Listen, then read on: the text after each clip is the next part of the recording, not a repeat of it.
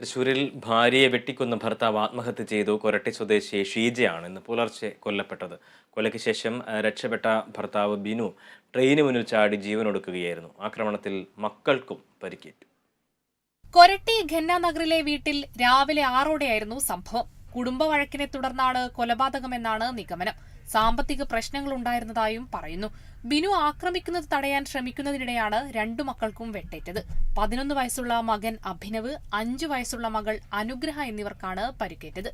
വെട്ടേറ്റ ഇരുവരും തൊട്ടടുത്തുള്ള ക്ഷേത്രത്തിന് സമീപത്തേക്ക് ഓടിയെത്തിയപ്പോഴാണ് സമീപവാസികൾ സംഭവം അറിയുന്നത്. ഒരു കുടുംബക്ഷേത്രത്തില് ഉത്സവമാണെന്ന് രാവിലെ 5:30 കുട്ടികൾ രണ്ടുപേരും കുട്ടികളെ വെട്ടിയിട്ടുണ്ടായിരുന്നു. അവർ രണ്ടുപേരും ഓടി അമ്പലത്തിൽ ചെന്നപ്പോഴാണ് അവിടെ അടുത്തുള്ളവരൊക്കെ ഈ സംഭവം അറിഞ്ഞത്. അവരപ്പോൾ തന്നെ കുട്ടികളെ രണ്ടുപേരും ഹോസ്പിറ്റലിൽ കൊണ്ടുപോയി. ഷീജ മരിച്ചിരുന്നു വെട്ടിയിട്ട്.